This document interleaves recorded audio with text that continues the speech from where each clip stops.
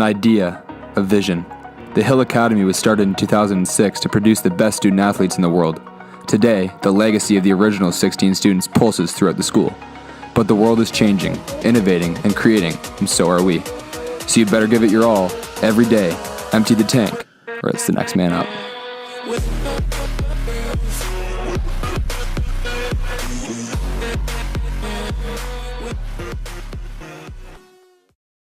Hi there, welcome to our first episode of the Next Man Up podcast. Hosted by current Hill students, Next Man Up is a show that targets the highest levels of achievement, independent thought, leadership, and legacies of various individuals from then and now.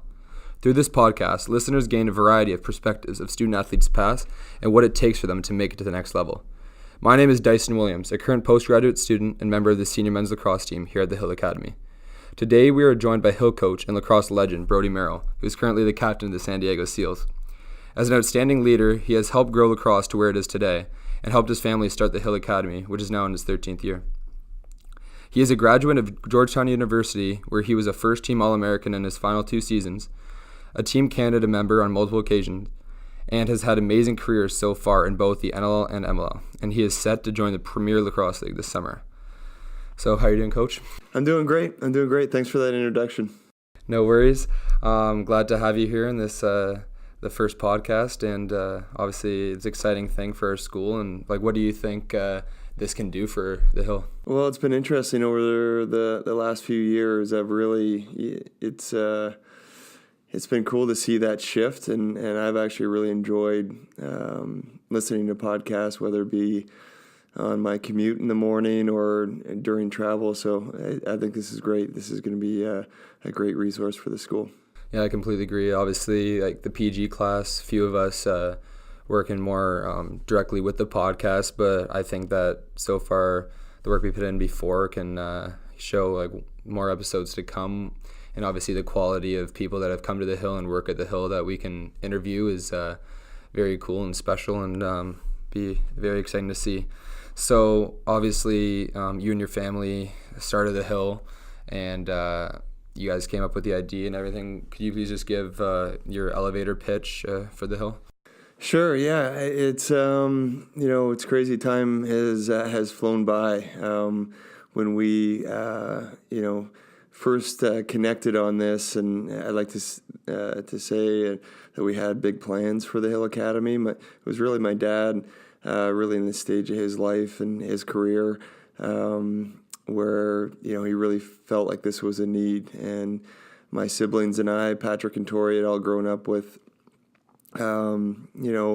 with athletics as a big part of our life, and my parents both had a phys ed background, and so school and sport were always a big part of our family life. And so I think we kind of saw the landscape and really wanted to create a place where there's a healthy relationship between academics and athletics, and where students can really kind of take a deeper dive into their sport without having to compromise, their academics in any way, and really, do more than they ever have, both academically and athletically, but have it feel easier.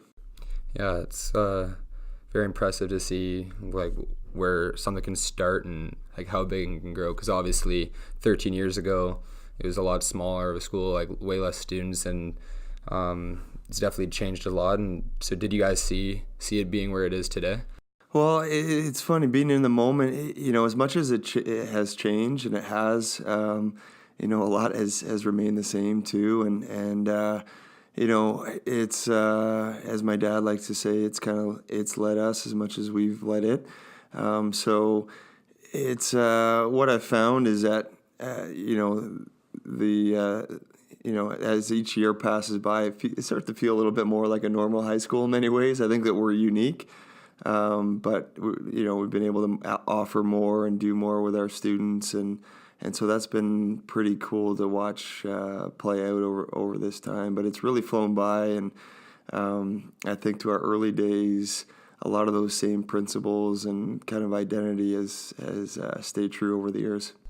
Yeah, I have to agree with that, obviously. So this is my 4th year here, and it's true that the Hill is very unique, and obviously it doesn't necessarily feel like a real high school. We're not normal here, and it's a good thing. We we go to school in a hockey arena, and not many people can say that. So I think that's like something that definitely defines us more as student athletes here. And obviously the Hill brand is something that doesn't go unrecognized at the next level. And I think that the things that we're doing here, and obviously starting from the top up with the leadership here and the staff, definitely helps us to, as you see, the alumni exceeding at the next level.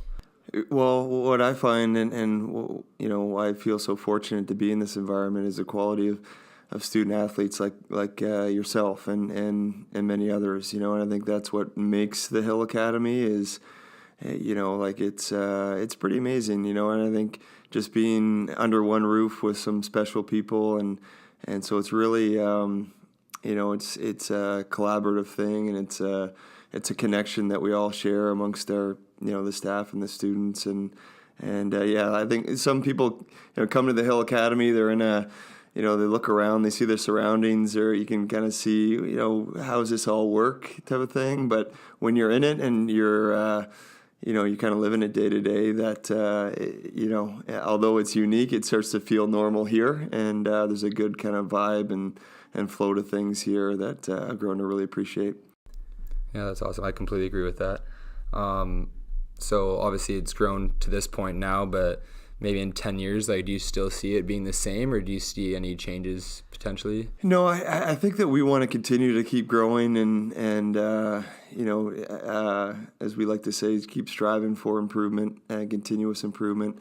We would like to, one day be in a little bit more of a traditional school facility and setting. So this has been an amazing, kind of interim situation for us as we've kind of built the foundation and have had some growth over the years. So like you'll see in most academic environments, and, especially collegiately and in kind of that private school, prep school world, you can always see, we want to be able to kind of keep up that way in terms of facilities and growth. And so we're always looking for ways to continue to enhance where we are and our all facilities and our home, and then continue like kind of the staples of our school are people and programming, and so making sure that we're continuing to attract great people in our staff and great leaders in our staff, and then really be forward thinking and progressive with our programming. That's awesome. So obviously, keeping the Hill in the conversation right now, the Hill Academy is a name that is becoming more and more familiar with everyone, and like the lacrosse world. And you can kind of look at people that don't know the Hill can look at the Hill Academy and think what the name means, but obviously there's some deeper meaning to the name of the Hill. And would you like to talk about that a bit? Yeah, it's I always point back to with my mom, who's really been such the rock in this whole process, and she's more behind the scenes, and she's the one that really a lot of it was kind of dinner table conversation, and she really liked the name The Hill and kind of everything that it symbolized, and from there we built out the acronym, and which has really become a big our foundation really in terms of our culture. And so starting with H as highest level of achievement, which is really pushing yourself to the edge of your potential every day, and I think that's a pretty cool thing, is that we're constantly looking for ways to challenge and support our students just right at the edge of their potential. And then I stands for independence, or independent thought. And that's, also a really cool process here. You start to see our students become their own person, take ownership, and, start to get a little bit closer to finding themselves here and who they are and what they want. And then the first L is leadership. And, I like to think that that's kind of an underlying theme in everything that we do. And as much as we're trying to be better, students, athletes, I think we really want to focus our attention on character growth and your lacrosse game, your hockey game, your studies, Your happiness will really be a byproduct of your character, and so that's always been a point of emphasis here, and we're really proud of how students can go on and make an impact in terms of their leadership at the next level.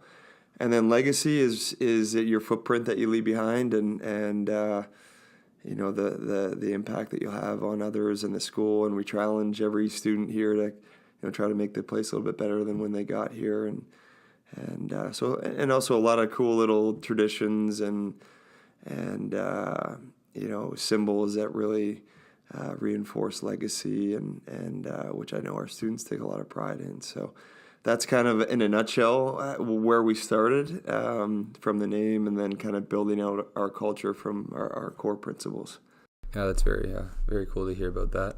And as you were talking about, certain symbols came up after the Hill was started, and obviously there's been so many impressive alumni that have gone through the school, but sadly Evan Frastaglio and Jameson Coolman lost their lives while they were attending the Hill, and the number 18 and number 45 kind of mean a lot. They mean a lot to the students here and everyone that has gone through the Hill Academy. It's said at the end of every workout, breakdown in the middle of games, at the end of practice, and the jerseys are up in the gym, and you hand out the 45 penny at practice, and you see the 1, 8, and 4, 5. If you go to the Hill, you hear it every single day. And so, what can you talk about those two numbers? Yeah, I think it's those numbers have become powerful because our students really can relate to those stories and to Evan and Jameson's stories, and use them as kind of inspiration and motivation. It's a great source of perspective too. Just that we're lucky to be doing what we're doing every day, and so. When I think of those two former students, I think they would be really proud of the impact that they've had on the school. And I've heard one student kind of say it's like the kind of the spirit of the school in many ways. And so, it's still, to me, just really sad to think about those two stories, but also if there was any kind of silver lining to it, it's just the impact it's had on so many and the inspiration that so many of our students have drawn from it, not unlike the number 51, right? And what that number means to the lacrosse community too. So it's just these little things, right? Like whether it's a feather, the 1845 or 51, it's just really perspective, and you have, you can't help but have, in that sadness also have gratitude for what you have and what's around you and the opportunities that you have. Yeah, that means a lot, like hearing that, because obviously the symbols mean a lot to me throughout the day, each day, and obviously not every day is easy, but when you look to those symbols, it helps you get through the day, and it helps you realize that what you've got right now is amazing, and playing for those who can't is important, and just doing the things that you love and having fun with life. And obviously lacrosse is something for us that you want to have fun. You're doing what you love. It's always a great day to be playing the sport, and I think that taking advantage of those times to do so is very important, and obviously remembering those who can't at the same time. Agreed. So obviously, as you're saying, these symbols kind of inspire the student athletes that come through the Hill, but it's not just that kind of inspires them. Like there's obviously other aspects to how they separate themselves from the norm, because we do such different things. So how would you say that Hill student athletes separate themselves from the norm? Yeah, it's really being in a unique environment.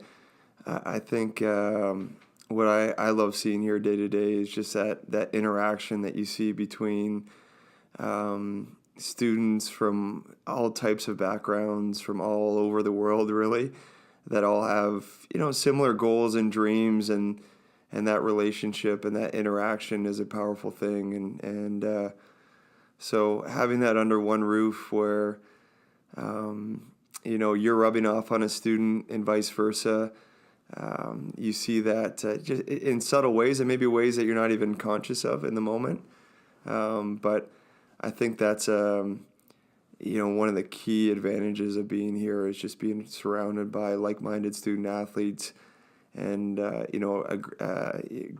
great leadership within our staff. And so students that are here want to be coached and want to do well, and I think that can be pretty unique in an academic environment. Yeah, I have to agree with that. And as you're talking about your interactions with students over the time, and obviously watching different players grow to where they've become now at the next level, and you obviously have had many memories so far at the Hill, and any ones that stand out so far? Yeah, it's I feel like every team has this kind of a special place, and in my memory, and some been amazing moments, and it's a lot of it's just like the moments in between, like whether it's on the road or even meetings in our office, or practice. I love practice.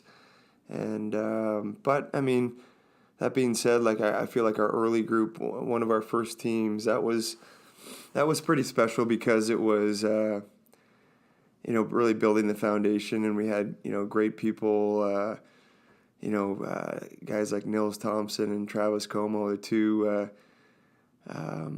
two students from Alberta, small town Alberta, combined with guys like Randy Statz and Ryan Burnham and Zach Palmer and the Noble brothers. It was a really neat kind of mix there, and so it doesn't seem that long ago. Now they're all doing well, whether still playing the game or kind of in the real world, and some that are getting married and having kids, and so it's kind of neat to see that. But and it's kind of, there's different, almost now 13 years in, there's kind of different stages and eras to that. But I would say there is a connection there, though. Like, you can see, I know with a player like Jeff Teat, who is doing really well at Cornell now, one of the top players in the game.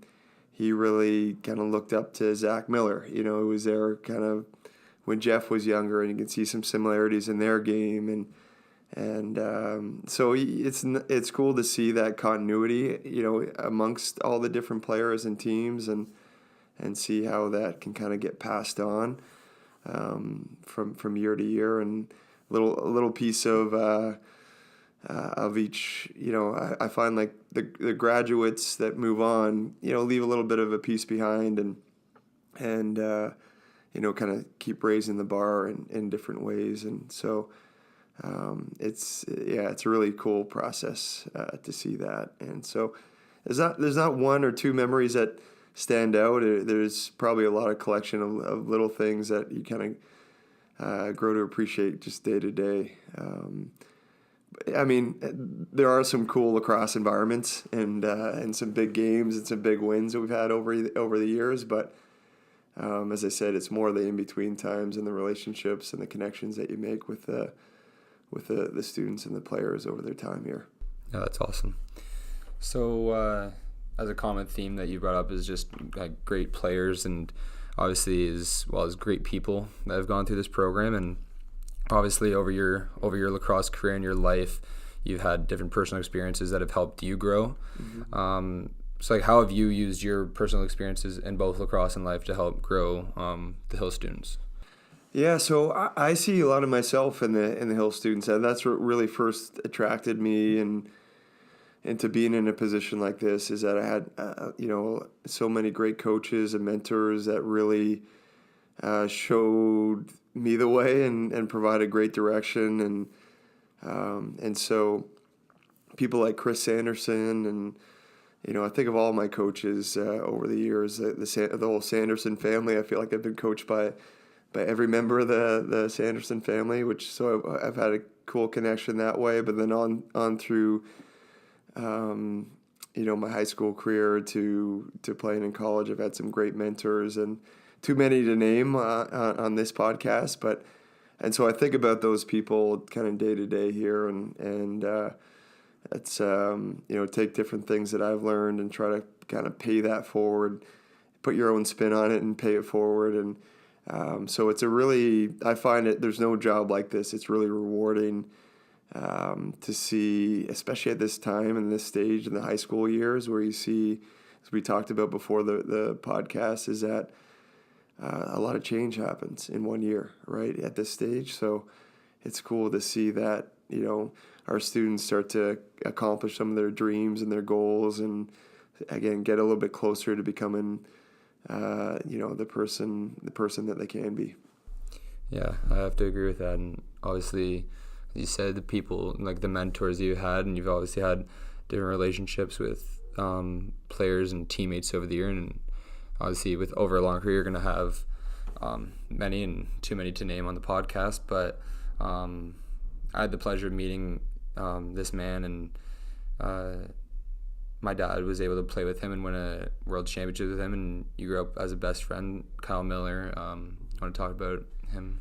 Yeah, so it's again, when I look at some of our interactions amongst our team and the students here, I see a lot of myself and Kyle in those relationships. We were, really tight growing up, played on every team together, and there wasn't field lacrosse in Canada. It's definitely not what it is now. So we were fortunate enough to get, kind of mentored by Chris Anderson, and so, and he was really the first person from our hometown to go off to play Division I lacrosse. He played at the University of Virginia, and I think maybe the first Canadian to play, Division I lacrosse as a goalie, especially. So, we were looking up to him, and it kind of broke down that wall, and then took kind of an interest in us. He coached on the U19 Canadian team, and that was the first time I had picked up a pole, the first time Kyle had played goalie. We're at 16, 17 years old, and so that was neat. And then we went away to Salisbury School together, our prep school.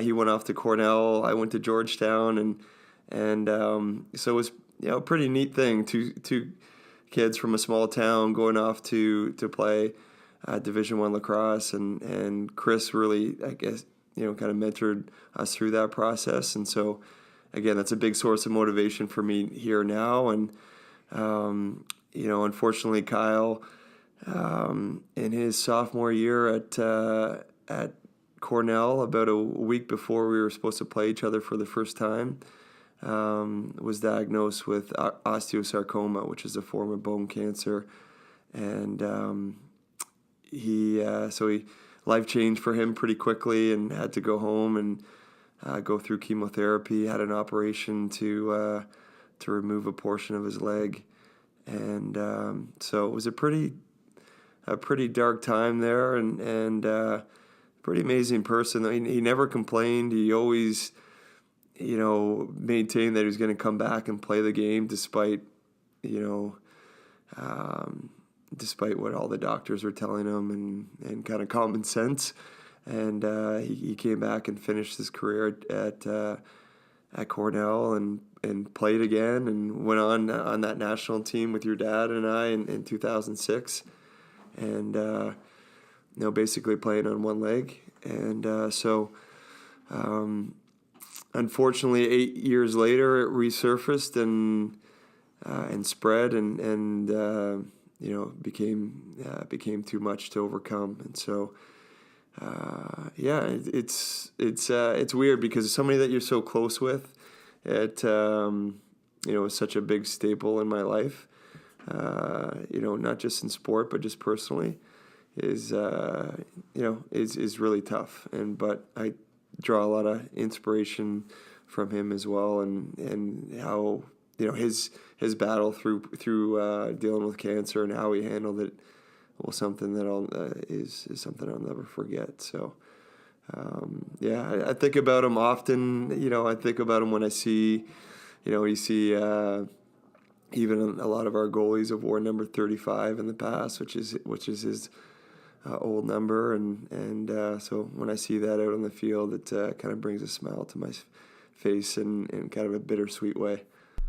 I have to agree. It's obviously a very sad story, but very inspiring. And obviously for you growing up with him, he was an amazing man, and obviously knowing him, you're able to learn a lot from that time, but obviously honor him every day. And so moving on, I know you're a very humble man and don't really like to talk about yourself too much, but I know the listeners would love to hear some things kind of more personalized. And so you brought up before, and I brought up as well, you went to Georgetown. You were a 2-time first team All-American there. Obviously, and you went to Salisbury before then, were recruited from there. Where was any drive, or where was your decision come from to go to Georgetown? Yeah, it's kind of a funny story, because when Kyle and I were here in Orangeville, we got connected through Chris Anderson with a guy by the name of Brian Rogers, and they had met at the World Games, and Brian was coaching at the Salisbury School and had kind of recruited Kyle and I to go to Salisbury. And the day before I left to go to Salisbury, we had a really good connection with Brian. I can remember it. We were practicing with the Junior A Northmen, and Chris was at our practice, and he's like, "Hey, did you guys hear about Brian? He took the job at Georgetown." And so we're kind of devastated at the time, because again, we had that connection with him, but it was all good. We ended up going to Salisbury, and he recruited Kyle and I to go to Georgetown, and so the day before I left to go to Georgetown, it was almost like the same room, the same time of year. Chris was like, "Hey, Brodie, you hear about Brian Rogers? He left. He went up to Hobart. He's coaching at Hobart now." And so this guy, Brian Rogers, who he's actually come out to a few of our Hill games, and kind of an eye in the sky when we play down. He's from the D.C., Maryland area, so it's funny. I never actually got to play for Brian, but he opened up two pretty big doors for me, and so at that time, again, it was somewhat random, the whole recruiting process. I didn't have many options. I was looking at some D3 options to play hockey and lacrosse, and but then I got to Georgetown. It was amazing, amazing environment, much different than what I was used to. It was in the city of Washington D.C., and I loved our coach, Coach Urich, who is really my coaching mentor and who I look up to in the game now, and who I think about every day as I coach. That was, the whole combination of that was, was a great fit for me. Yeah, that's obviously, I've actually never heard that, and that's a cool story. And yeah, obviously Georgetown's kind of where, not obviously where your lacrosse career started, but where you made a name for yourself in the lacrosse world, and obviously since then have been a household name for anyone that follows lacrosse. And I love this because you always laugh when this is brought up, but obviously you're known as one of the best defensemen of all time, but recently you made SportsCenter for the full field buzzer beater with the Boston Cannons. So what was that moment like? Yeah, that was that was neat. I can remember the game. You kind of have that feeling we were down by 2 goals, and so it wasn't looking good. I think Jordan Wolf had the ball, and Jordan Wolf is the fastest guy in lacrosse, and so it's usually in pretty good hands when he has a ball in his stick, and so it wasn't looking good. I think there was maybe 10 seconds left. We go to double him. We're kind of in that desperation mode. I don't even know how we got the ball back, but initially Mitch Belisle, my D partner, goes to pick up the ball, and I'm like, "No, Mitch, I'm going to shoot this. I'm going to shoot this," because he was just kind of trying to huck it down there, and I didn't actually really see it. It was a dark night. I didn't really see it go in. I just kind of saw the reaction from my teammates, and it was so it was pretty cool. It was a fun moment, and probably what most people ask me about in my career. But so it was a lot of it was years of pregame shoot around coming to fruition, where just messing around, shooting those long bomb shots. had finally paid off. So That's awesome. And you kind of one-upped Coach Reed Acton when he did that's similar kind thing of at like in Loyola. the office here. He kind of had that, and well, we both, kind of both are known for that. So, it was definitely a cool moment. That's awesome.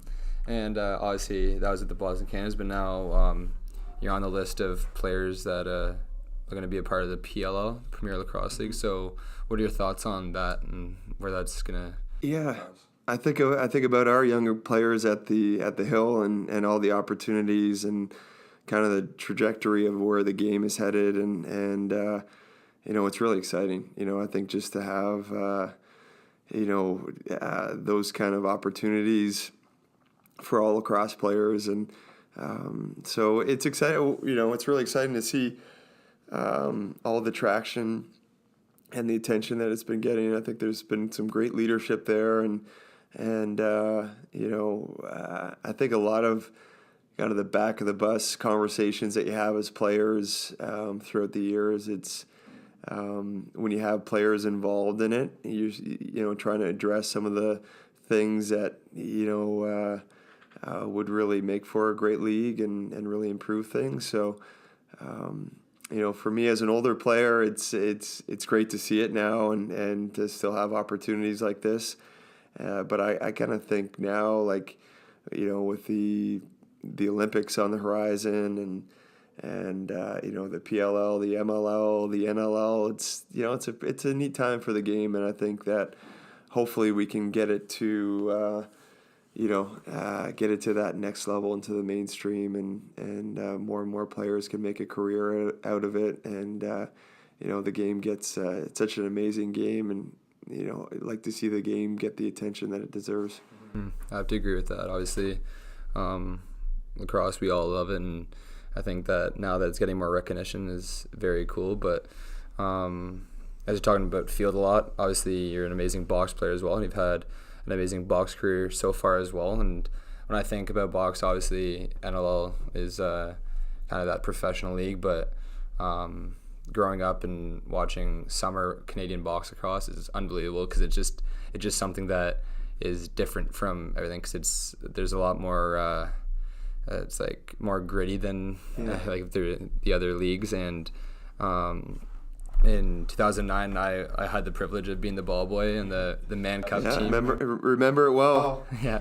So that was obviously a crazy series, like seven long games, and it's something that when people that lacrosse fans don't really hear about or know as much about as Man Cup wins, but from talking to my dad, and he said like Man Cups are winning those is just probably like the hardest thing to win, but in the end when you win it, it's just one of the best feelings. So do you want to talk about that? Yeah. Well, I remember actually watching you and your dad when it was kind of a really cool moment when he won the MVP of the series, and he kind of went up with him, and it was a neat thing. I was really happy for him, and especially as a dad now, that'd be a pretty cool moment. But yeah, I mean, I think that's what we grew up with up here, and so I think outsiders from the outside looking in don't really understand how much that means to us. It's really what makes Canadian lacrosse special and different, and for me, it's the form of lacrosse I enjoy the most. And it's a little bit underground, it has that underground feel to it. Smaller arenas, not as many people watching, but that's really, it's, the relationships and the connections you have and what you go through in the course of a given year is, makes it really rewarding when you do, win and have success there. And it always takes a little bit of a piece out of you too. Like I always find physically and emotionally, and it's such an emotional game, but, I think that's what makes Canadian lacrosse great, and why we're able to compete at the, internationally at the highest stages, and it's what makes us different, and what makes our game special up here. So it's a pretty cool thing, and I know some of my best memories have been through, junior, senior lacrosse up here and some of the highest level lacrosse you can find. I always maintain that when it gets down to the Mann Cup or even Western, Eastern finals, it's some of the best lacrosse you can ever watch. And I remember even that watching Patrick play and Coquitlam, some of the names that were playing at that time it's just not just lacrosse, but some of the best sport I've ever seen. So definitely some great memories from those years. That's really cool to hear, and maybe there's going to be more fans of the major series lacrosse and going forward. Yeah, I think when you think of the PLL and the NLL, MLL, summer lacrosse, it's what I hope for, and I think Kyle Harrison put it when he was describing the PLL is, what does a 28-year-old professional lacrosse player look like, right? Because I think the majority of professional lacrosse players now are kind of stealing from Peter to pay Paul, right? Where you're kind of pulled in a lot of different directions. You have a career, all these things to kind of make it work. Where I hope for in 5-10 years from now we see players be able to commit to it fully and go through that level of detail and training and I think it's at all levels, and so hopefully all leagues kind of benefit from that. Yeah, I completely agree, and I think that'd be awesome. So for kids and for players now that look up to you and your career, and obviously you've had lots of success over the years. Would you like to walk us through a typical game day, starting with when you wake up? Yeah, it's funny. It's kind of evolved over the years. I was fortunate to one of my roommates at Georgetown and one of my best friends to this day. He was really kind of ahead of his time in terms of nutrition, and so that really had an effect on me. And so his name is Nick Maritas. He actually works on a lot of the Super Bowl ads so he just from what I think that's kind of where I start is just making sure that I have putting the right things into my body, being really well hydrated. You kind of have a process and a routine, and now I'm with my roommates Dan Dawson, and Dan and I are the same age. We go back a long way and have a similar type of outlook and approach. So it's kind of nice to have that, with we're on kind of a similar routine. But it's game days in the NLL are typically you're up for shoot around and you get a good breakfast into you. Kind of get that nervous system firing in the morning, and I don't like to nap too long. I usually half-hour nap in the afternoon and have a good lunch, and that's it's nothing too crazy. I'm not overly superstitious, but I just like to kind of keep the same routine, but try not to get too rattled when the routine's off or if something doesn't go the way that you planned. It's more so than anything, just being in the right mindset, having that kind of focused intensity, trying to avoid distractions, and kind of learning more and more about trying to get into that kind of flow state. And so, just through these little victories that you have. So making sure your sleep, nutrition is taken care of, your equipment is organized, you're on time. All these little victories kind of set yourself up for to be in the right mindset. And I think that's what I've learned coaching. Is that on the way to a game, I often look back in the bus and watch the body language, or even when we get to the field, the body language of our players to make sure that they're just in the right mindset, and little cues and reminders. But and that's something that everybody learns on their own and kind of make it their own. But I think there's these little, if you can win these little details throughout the day in preparation,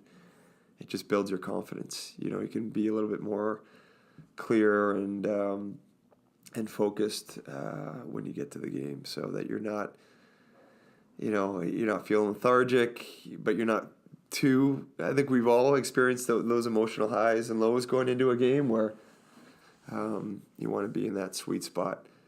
And so things like breathing, mindfulness, those things help too, visualization,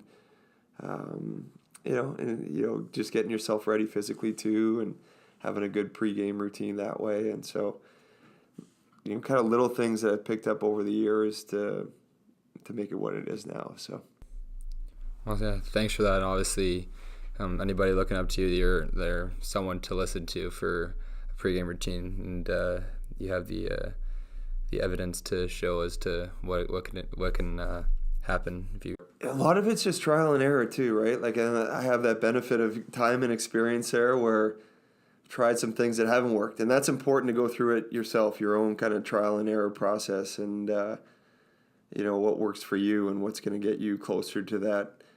That mindset and that flow state heading into a game. And there's not one way to do it. It's not perfect. There's no perfect formula for it. You try to do your due diligence in terms of research and learning from other people and other athletes or leaders that you look up to. You take little things and then you try them. It might not work for you. It might work for you. You take what you can, and you just got to keep adapting and evolving.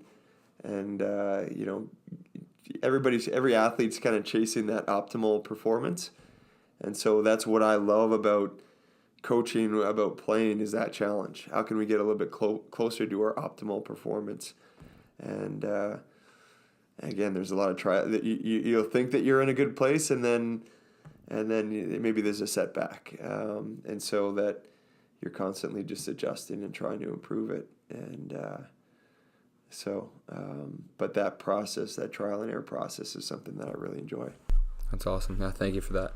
And I noticed you said that right now you and Dan Dawson are roommates, and obviously there's not a small set of partners living together, but do you guys have like a special shower for you guys, or what's the deal with that? No, it's funny because we're both like, he grew up in Oakville, I grew up in Orangeville, and we have similar background, similar path. We're both really late bloomers, and it kind of clicked for us a little bit later. And I think because of that, maybe has really contributed to work ethic. And so it's kind of neat to come full circle now and kind of finish our careers together. But yeah, we're both, there's some similarities, like kind of weird similar. We're both tall, lanky guys, but like we both have 3 kids. We both have a set of twins. Like it's a little bit strange that way. We're like born like a month apart. But it's that's what I love about sport too, is you have these relationships, these interactions that really challenge. Again, I see that here at the Hill, where I'll take you and Zach Young, for example, right? I've grown up, playing together or against each other, and but there's also kind of a shared, drive there, and it's, you just watch, yourself and others challenge each other in practice, and that's what I have, with Dan. We kind of challenge each other in different. We both, kind of have those, try to hold ourselves to a high standard, but you're also kind of learning what he's doing, and taking stuff from each other to help each other out. So it's a cool dynamic. Yeah, I agree with that for sure. All right, so we're going to have to move on now, but first I'd like to say thanks to our partners at New Balance for providing us with the best shoes in the game. Footwear that fits comfortably in both your daily life and the inclement weather involved in sport. We at the Hill Academy are lucky to be partnered with the best footwear in the game. Now time for our favorite segment, where we end things off with a variety of random questions to leave our guests on the edge of their seats. Are you ready? Yeah, let's go. All right, this is the rapid fire. All right. Are you a morning or night person? I'm definitely a night person. I like the I like the morning. One of the things as a parent now, I love the mornings with my kids. When they're kind of they're kind of groggy, they're slow moving, they're kind of have breakfast and their cartoons. I do like a little bit of that. I always say to my wife, I just need like 10 or 15 minutes just to watch the highlights or kind of wind down. So I don't know if I'm one or the other. I like both. I like both ends because it's a little bit of that time, alone time, right, where you're just either reflecting on the day or getting yourself ready for the day. But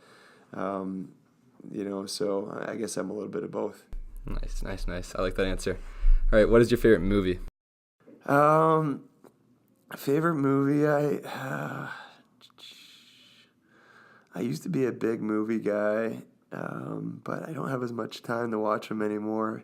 But I always liked the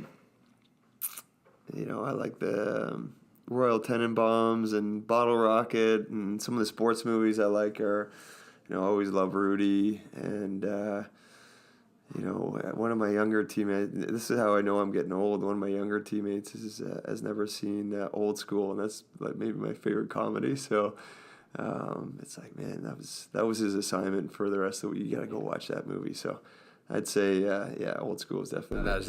That's a great pick. Who's the funniest coach on the Hill staff? You have to be on your toes in that office. I think everyone chips in that way. I think Coach Magnon would be, he's a guy that definitely, and he's got such great energy but Coach Ocon's got a good sense of humor. Coach Calais can be a little bit grumpy at times, but he's got a good sense of humor too. So everyone's got their own little spin on things. That's honestly, I feel so lucky because it's like,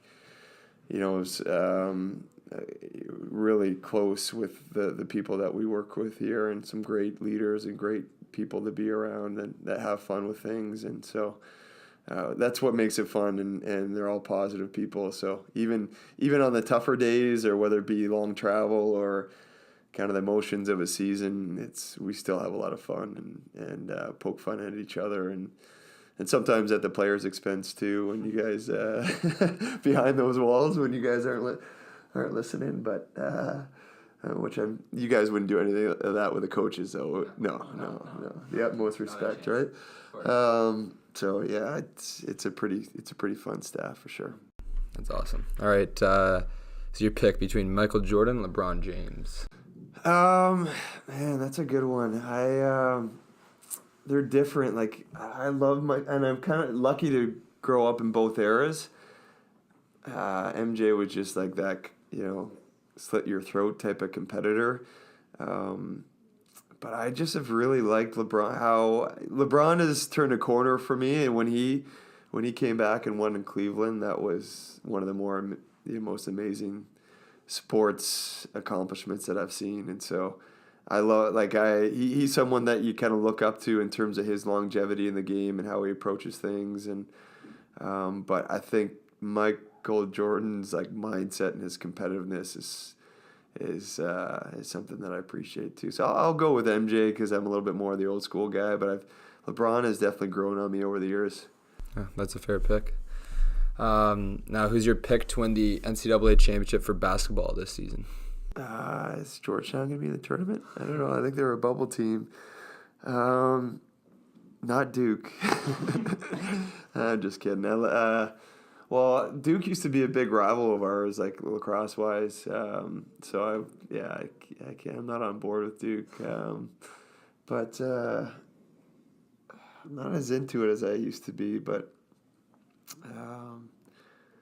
who's in the mix? Tell me who's in the mix. Who's in the top 3 to 5? Well, you got Duke. Are they 1 right now?